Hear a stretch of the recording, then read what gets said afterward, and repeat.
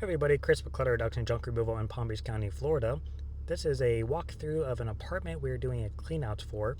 Now there was a lot more stuff in here before, but we actually did the move for it, which we'll be talking about at the end of the video, as well as our thoughts on the saturation of junk removal. So if you've been curious about that or been looking to get into it, you've been hearing about it a lot, I'm going to share my opinion about it, and it is a pretty thorough one based on my experience leading up to this profession and being in it for 6 years. So overall, this isn't too bad. We got a lot of the big furniture out. Now we're just getting all the small miscellaneous stuff that didn't make it in the move. And then we got a couple of big pieces of furniture that didn't fit in the senior living facility. And that is what we're going to be doing.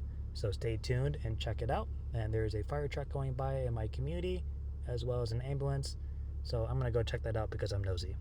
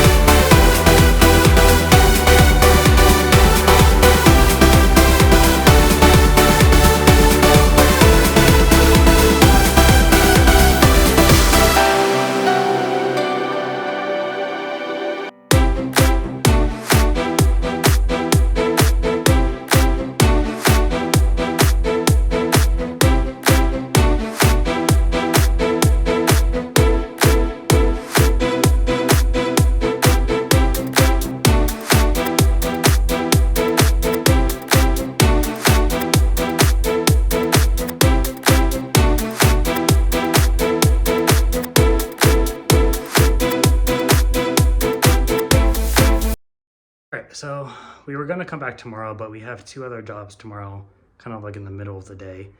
And I didn't know if I was going to make it to the dump today. So we basically just bagged up all the small stuff, got rid of like trash.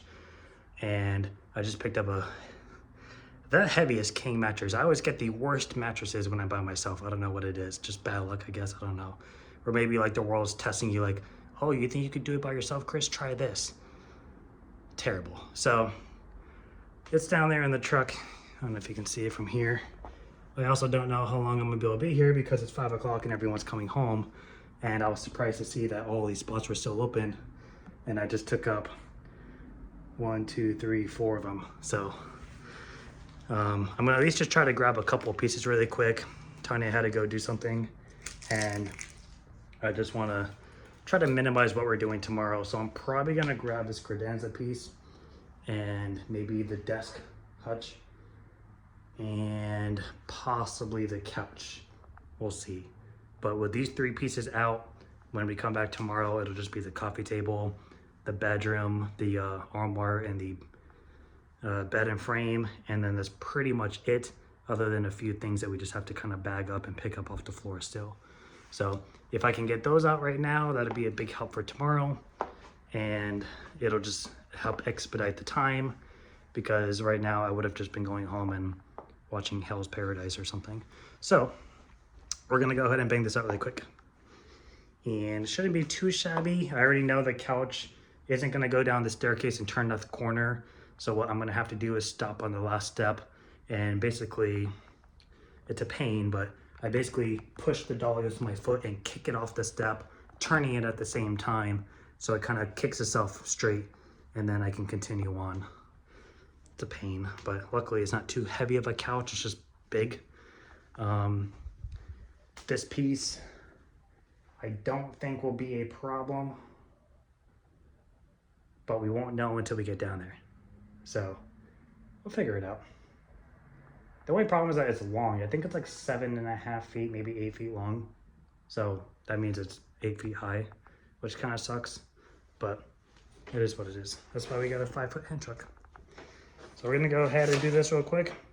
I got my rubber bands. I am going to wrap around this so the doors don't fling open on me while I'm moving it and get stuck in the staircase railings.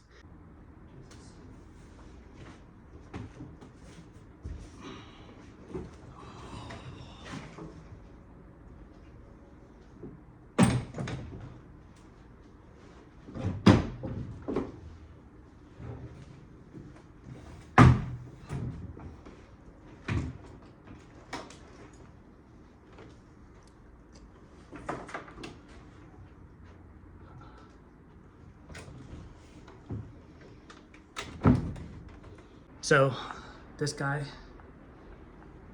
see what I mean by when I say like it's not, you know, when you stand it up a higher piece, it's close to the ceiling. It's actually probably 7.5 feet, not 8. I was a little off. Something just to mention as a mover, doesn't really apply to junk removal too much. It's just less of an annoyance to people around you is, and well, it could be good too. So we'll mention it. When you're going downstairs with a hand truck with bigger pieces, or even just boxes, doesn't matter, anything in general, don't just go clunk, clunk, clunk, clunk, clunk going downstairs. Have some control. So when you push it up to the step right before you get to the drop, push, pull. So you're basically, you're pushing for the momentum, and then you're pulling back to help prevent it from just dropping. It doesn't have to be major. It's not like you have to be as silent as a mouse going downstairs. But what it's gonna do is, number one, it's gonna be super quiet compared to what you would normally otherwise do. Number two, it's less likely that the piece that's on the hand truck is gonna be wobbling around every time you hit the ground, and it won't cause it to fall off or shift too far away that you lose leverage. Number three, you're less likely to cause damage of the staircase with your hand truck, depending on the style of it and or the steepness of the stairs, or if the stairs kind of go out and then cut back a little. All that is going to, look at this. Look at this. 3 cars just came in. 4 people had just parked. I'm gonna bring this one piece home and go home. Crazy. Yeah, it's gonna help prevent damage of the staircase, which if you're in a nicer place or a place with a really picky HOA, or the president watching you from like 2 apartments down, if they see you causing damage, they can approach you about that, and they can inflict that, like, hey, you need to cover these damages. So just something to keep in mind. Even with a bigger piece like this, I'm gonna be pushing, pulling, pushing, pulling. It takes a little bit more effort. You know, it's not just gravity letting it go and just go clunk, clunk, clunk, clunk, clunk. You know, it takes a little bit more effort, but it goes a long way. So just something to keep in mind. I think we've made a video about it in the past. If we have, I'll tag it. If not, take my word for it. Maybe I'll do it with Tanya tomorrow for certain pieces. Like, she can actually record the action of it. But for now, people are coming home. I'm gonna have to go nice and low with this and bring it into the hallway and then go out forward, because I'm not gonna be able to stand it up even remotely. Good teaching opportunity. So I'm pretty much at the edge on the stairway here. If I keep it at the angle I was going downstairs, I'm not gonna be able to make this turn. So sometimes you have to let the piece come up, so you reduce that C angle of the right triangle. We talk about it in our videos with the couches. So what you can do, I can probably do this with one hand maybe, is hold on to the piece. You can let go of your hand truck. As it comes up, you can use your foot as a leverage on any point of the hand truck, and then basically just kind of turn it. All right, I need 2 hands. But you can basically turn it with your foot. The more upright you can get it though, the more clearance you're gonna have.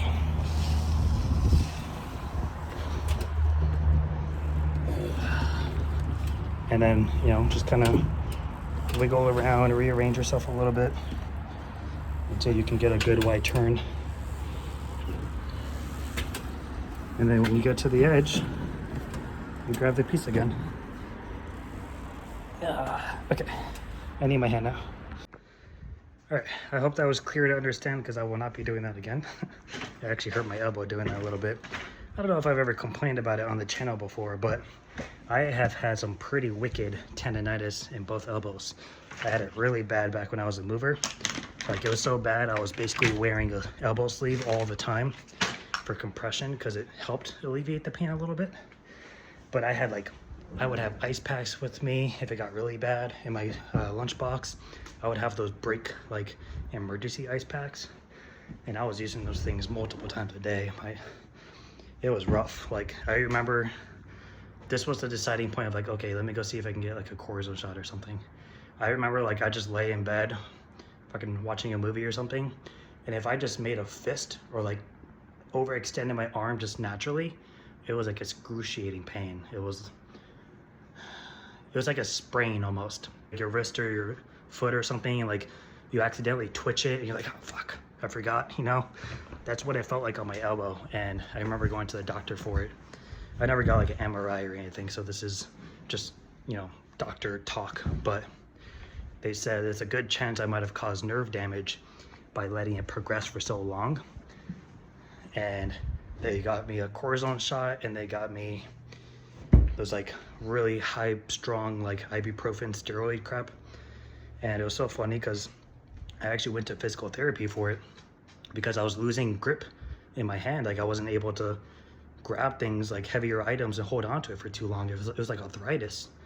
And they gave me between the cortisone shot and the steroids, I went from feeling pain all day to feeling nothing. And it was so annoying because when I went to physical therapy, they're like, okay, we're gonna do a couple of different activities. Let me know when it hurts and where. And I'm doing all the activities. I'm like, okay, well, it doesn't hurt right now, but I promise you, 48 hours ago, this would have hurt, and it would have hurt right here because I would pinpoint where it hurt and I would apply the ice there. And by the time I got out of it, it came back a little bit. And since then, that was back in 2018, 2019.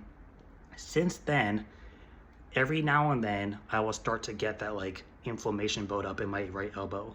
Now, fast forward a couple of years, let's see, probably 2024, early 2024, maybe late 2023, my left elbow, same thing. But it didn't hurt as bad on a day-to-day basis, but it was weird because I let it go again. I never went to the doctor for it. But what was weird was I started losing strength in these three fingers. So when I'm carrying bigger pieces, I'm basically holding them onto with my index and my thumb and kind of resting in my palm. These three fingers contributed very, very little. I'm not exaggerating. And I remember it sucked so much. And every now and then, you know, just certain tasks or certain amount of labor performed in a day, and my elbow will start to flare up again. But it definitely screwed my grip up. I used to be pretty good with grip, and I'm not the strongest person out there, but I felt like I was pretty strong when I did moving, and especially with the weightlifting, it carried over. I had good grip. I did I don't know why, but I did a lot of grip training in high school and early college. I did a lot of pull-ups, I did a lot of grip training, and then I ran everywhere.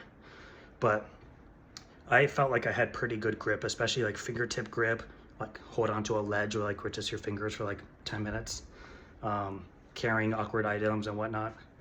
And it was a very noticeable difference after tendonitis in both elbows.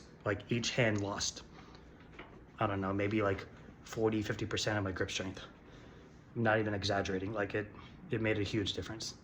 So if you have tendonitis,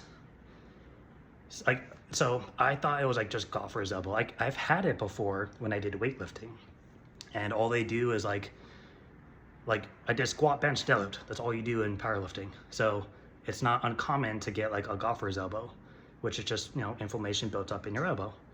And all they do is all right, instead of doing regular back squats, we're gonna do SSB, which is a bar that doesn't matter. it changes your direction, so you're not putting force on your elbows by having them pinned back. We weren't doing bench anymore. Instead, we're doing floor press. A little bit less range of motion, a little bit more on the triceps, less going down deep, which is, you know, causing your elbow to be very acute. And you just change that up. You do some stretches, you bandage it, take a couple of ibuprofens, in a week or two, it's gone. And that's what I thought it was. But then I was so busy and working 7 days a week, 10, 16-hour days and moving, you don't have time to go to the doctor. So if you get it, go get it checked out. Don't do what I did, because there's probably a good chance I caused nerve damage in both arms. And it definitely carries over into everyday tasks. And I don't know if that'll ever get better. So where do these people come from? This is such a busy fucking community. Somebody else just came. Somebody was coming when I was over there talking about the weightlifting. It's just a constant income of cars. Oh, now we got cops coming. Hopefully he lives here.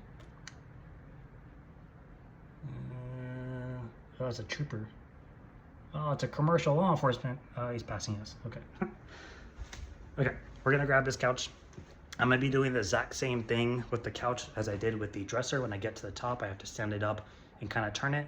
The only difference is, because this is just a little longer widthwise than the dresser is, I'm probably gonna have to stop on that first step before I get to the landing, and I'm gonna have to do what I talked about. So you basically, if you don't have anyone to help you, you basically put your foot down on the axle, kind of hold it out like this, and I'm basically going with both hands, maybe one on the handle, one on the piece, or both on the piece, doesn't matter. You're gonna have to readjust a little anyways.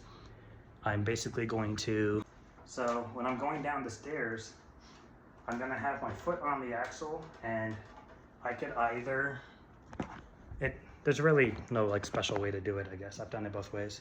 Sometimes like I'll put my foot under and I'll kind of lift it like this, or I'll just kind of push it and I'll utilize more of the top force to turn it. Either way kind of works. It depends on how heavy the piece is. But essentially what we're doing is, I'm at the bottom staircase, I'm holding onto the piece. I don't really need to hold on to my dolly anymore, but if I want to so it doesn't go flinging, you can. So let's say I got the couch up here, my hand on the hand truck. I'm at that last step. What I'm basically gonna do is turn. So I'm gonna kick the dolly kind of inwards, still holding onto it so it doesn't go flying into the wall. And I'm gonna turn the couch in. So in one quick motion, like it's fast, I am basically turning the piece. And because you're pushing the bottom with force, which is where all the weight is, it helps you kind of turn the piece like a pivot without it just getting stuck. So I'll definitely have to do it tomorrow with Tanya. I'll have her record it if we have another big piece. I mean, we have the arm bar, but that's not going to be as easy to do. But yeah, it's a technique. If you have somebody helping you, you can basically kind of lift up on the dolly and they can lift the piece up to alleviate the weight, and you can kind of just turn it. You don't really have to come off high off the ground unless you're on like a hardwood floor, but it's definitely a lot easier with assistance. And it still beats having to carry the item, because then you're not having to just hold all the weight. Like even in that motion, you're not taking all the weight off. There's still weight on the dolly. So one day we'll showcase it. I just don't have a cameraman. Yeah, enough talking though. Talking about my elbows made me depressed. So quick little recap on that apartment cleanout that we did. We basically did the move for them. It was a client that I was actually contracted through a third party for. The realtors that we've done a lot of work for, they have a concierge services where they will basically do everything leading up to the house sale, and they contract out the vendors leading up to that, and then they handle the sale. Pretty smart for a realtor in my opinion. And we were contracted to basically help declutter this house or this apartment little by little, leading up to the transition of moving them into a senior living facility, so that way they could sell the apartment. Now, I probably did about 5 or 6 jobs doing that. It was in small increments of like a couple of hours a day, not a ton of stuff, but apparently the client of the apartment really liked us and enjoyed working with us. and she has like severe anxiety and stuff, and I guess we made her feel comfortable. So the cousin who was orchestrating all this, and he's the POA, was like, hey, I know you guys don't do moving, you do strictly junk removal. I'm wondering if you would be able to make an exception and help us out in this situation, because she felt really comfortable around you and your wife, and that's not normal for us. So if you're able to do this at all, I'm more than willing to, cover you for your time and this and that. So I said, I basically reconfirmed, I was like, you are correct, we don't do moving. I could do it, and we'll just get a U-Haul, and everything's going to be non-business related, and we'll be taking payment differently than what we normally would. And he was fine with it all. Now, I'm not the cheapest when it comes to moving. If I'm doing a move for somebody, it's because they want me specifically to do it, whether that's through they know me or they know the background, whatever it is. I charge a little more than what you're going to be paying if you went to a franchise, and I'm still going to be paying for travel on time. So at the end of the day, the only thing that really separates me from doing a side move for somebody that I know versus them going out and getting a franchise is they know that I'm doing the job, and you're not just going to get some random crew. I worked for the franchises. I know how they are. My 1099 worked for a private company, and some of the stuff I tell him, he's like, that sounds ridiculous. I'm like, it does, but it happens every day at every place. So there's definitely a lot more BS that goes on at the franchise moving companies when you have just anybody, like the person there, they're just a body to fill, right? They're just a body to do labor. They're a body to drive. That's all the franchises look at them as. Like, that's what I was told I was. I was a body running this job. And if I got frustrated one day and said, F you guys, I'm done, they're like, all right, leave, we'll replace you tomorrow. I've been told that by the owner of the company that I worked for, 3 years as a crew leader, and I was one of their one of their more top guys, and that's what I was told because I was frustrated in a situation. And I'm like, you can't just accept the fact that I'm frustrated and let me deal with it, and then just say like, cool off and get back to me in an hour when you've calmed down. Like that's what I would do as a leader. Terrible management over there. But yeah, when you hire a company, they could be a good company, it could be overall good, and they could have great reviews, but you never know the crew that you're gonna get. So with that being said, he was more than happy to have us do it and pay us as we wished, which again wasn't the cheapest. But I still try to keep it fair. I'm not just, wasting money, wasting time to rack up the bill. I'm still being fair. I'm still charging accordingly. I want it to be worth our time, because junk removal is a much more profitable business in terms of, sorry, somebody keeps calling me, not a client. It's a much more profitable job in terms of, let's say our full load is $600. I can go do that full load in 2 hours, versus if I wanted to go do a move and charge, let's say $100 an hour, that's 6 hours of my time. Plus I have to go rent a truck. I have to get blankets. I have to get all my supplies. Like junk removal, I already have everything with me. So in long term, moving makes money when you have volume. You can't just do one move and be good for like a week. You need multiple moves, especially the bigger you get, franchise level, they have to take everything and anything, which means that you're usually going to get a mix of people that don't really care about their jobs. Long story short. So yeah, we basically bought all the materials, gave an estimate, which was like 45 minutes, spoke to the guy on the phone for like another 47 minutes, going over all the details of everything. Went to pick up materials, got the truck. We packed for 5.5 hours at night.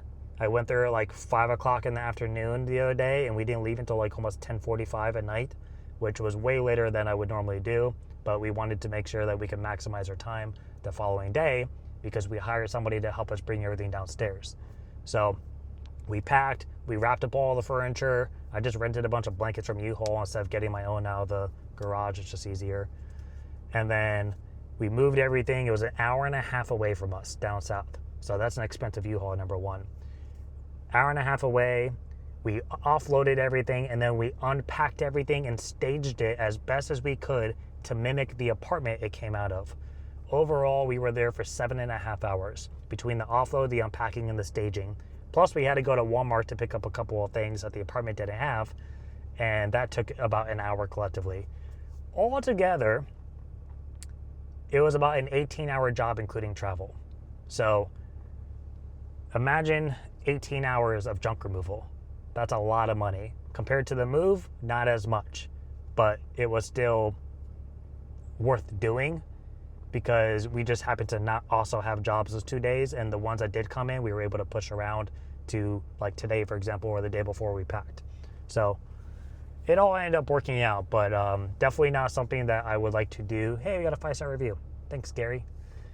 It's not something I would want to do on a normal basis.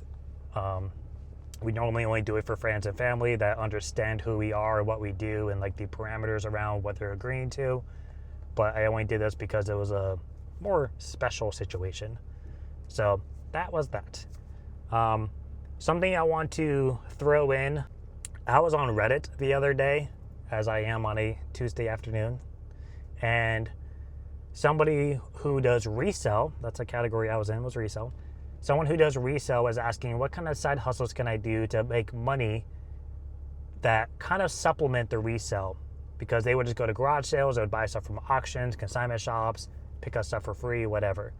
And somebody commented and said, junk removal, and kind of gave them like the lay of the land and said, you know, I recommend you do junk removal because now you get paid to do it. And what they mentioned, which was a really good idea, and me and Tanya actually had a similar idea for the future because we kind of want to do estate cleanouts and estate sales, is cut your prices low so that way you can be choosy with the jobs you get. So that way you don't have to worry about turning down a job. Like people can call you and say, hey, I see you do junk removal, I have XYZ. And you can say, okay, great. We are $150 a load. And they're like, whoa, that's way cheaper than the other guys. And you can say, we know because we'll either resell what you have or we'll donate the rest. But you can turn down jobs that you don't want to be doing, like debris jobs and trash jobs, you know, and you can set yourself up that way. There's no rules to junk removal. You don't have to follow the guidelines that the franchises do. This is your business. You can do whatever the fuck you want, you know? So I actually thought it was a really good comment. Now, that comment had a lot of comments underneath it, and they were all like, oh, don't do junk removal. It's crazy. It's too saturated. That would never work, this and that. And it was like 50 or 60 comments talking about this stuff. And I saw the word saturated like 20 times. Now, I'm not a master of junk removal. I haven't been doing this for 30 years like some of you guys maybe have, right? I've been in it for about 6 years. I was in the movie industry for 5 or 6 years. So collectively, this is called a decade-ish, right? So I've seen the influx of junk removal, especially after COVID, which is where I think a lot of this came from because people had time on their hands and wanted to do something or got laid off of their jobs and had to do something. So like I've definitely seen the climb in it recently. Like when I worked for the franchises, I wasn't directly involved with it. I paid more attention to the moving because that's what I primarily did. But I was familiar with junk removal. They had junk removal at their company. And I've done a couple of junk removal jobs when moving got slow. And I learned a little bit about how popular it was, and I wasn't very familiar with it leading into that. I knew about 1-800-GOT-JUNK, but I didn't really know about anything else. So I was just your everyday customer. And, you know, I saw that climb. So when people say like junk removal is saturated, it is, but it is in a sense that everything else is, especially with the climb in technology, the climb in entrepreneurship, the climb in people wanting to do things on their own to get out of what they're currently doing.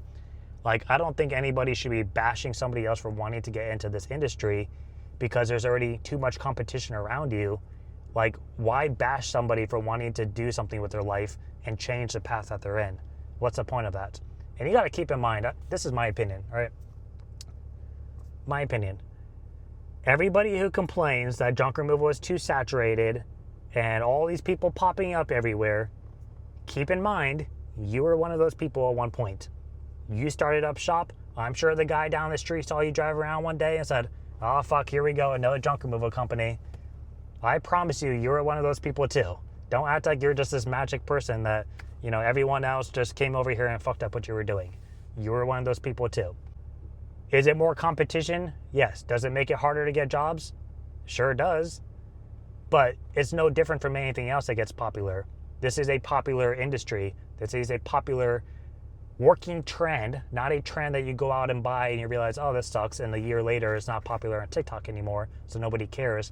This is a popular business trend that people are becoming more aware of, which, in my opinion, will help us out in the long run because it helps people better understand the services.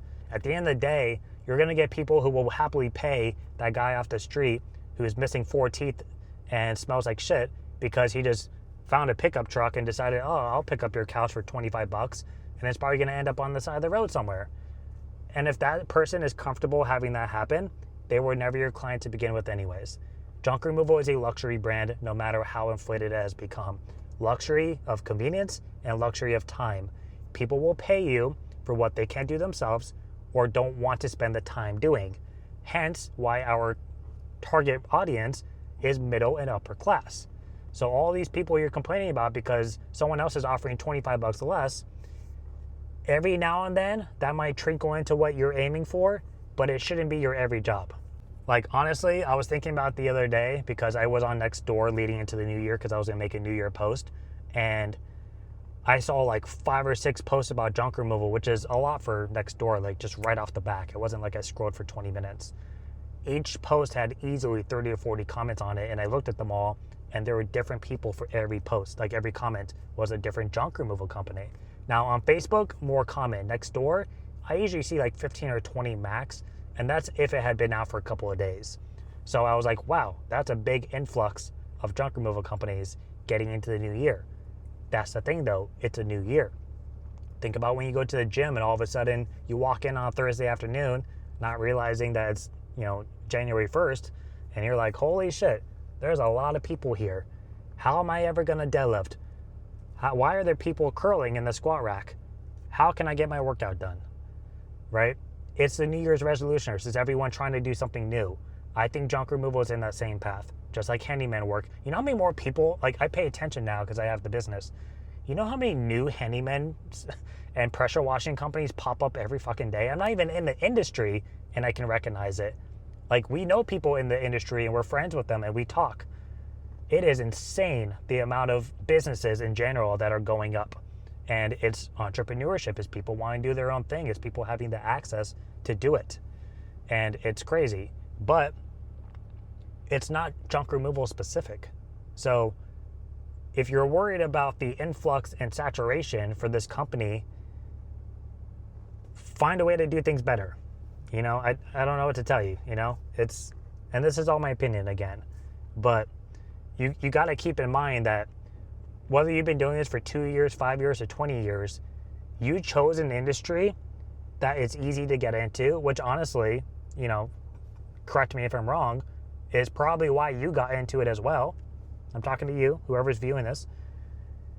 This is not a industry you need a license to do, like a GC. This is not something you need to go to school to do. This is not something that you need to learn a special skill set to do. This is pretty straightforward stuff.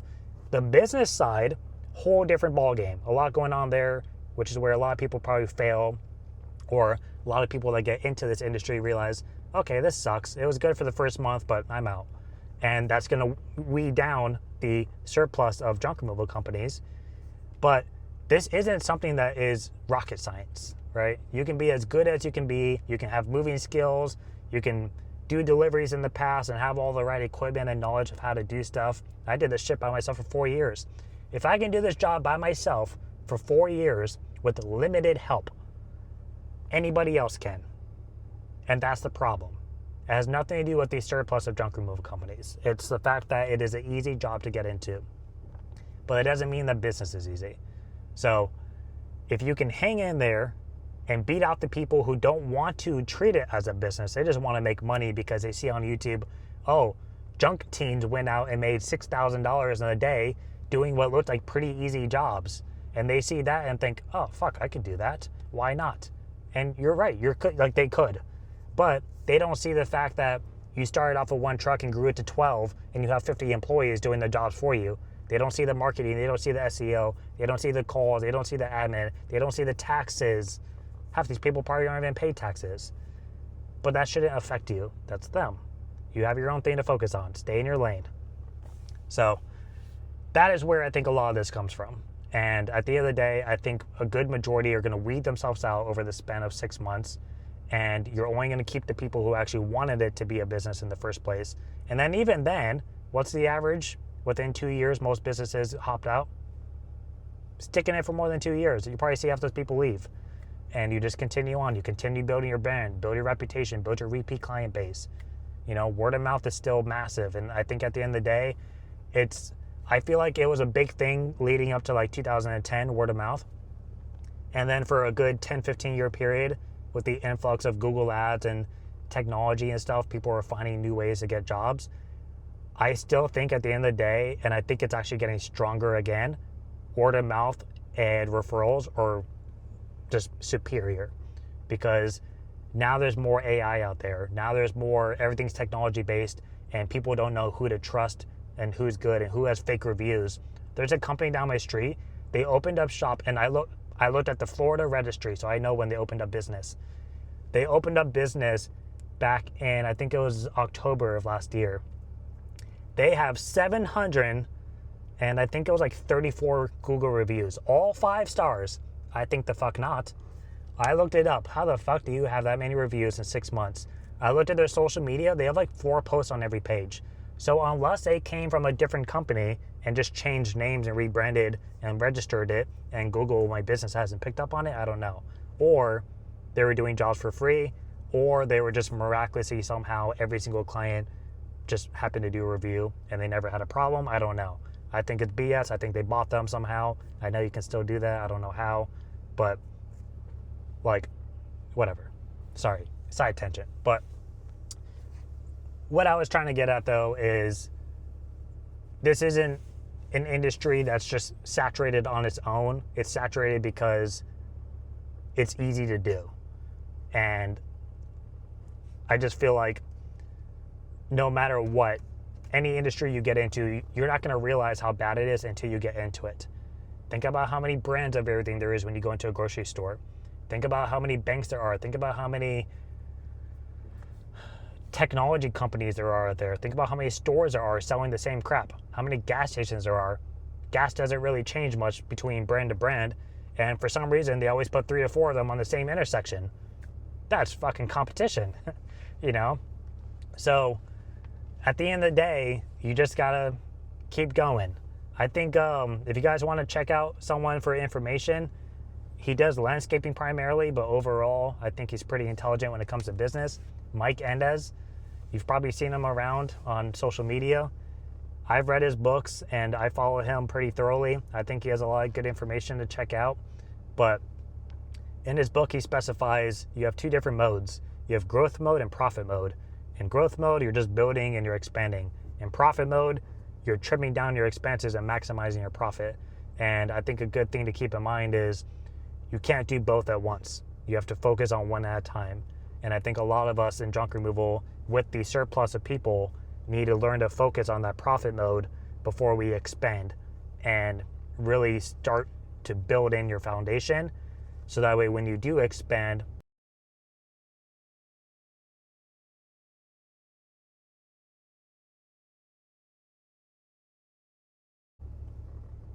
hey, we got another 5-star review from Kim.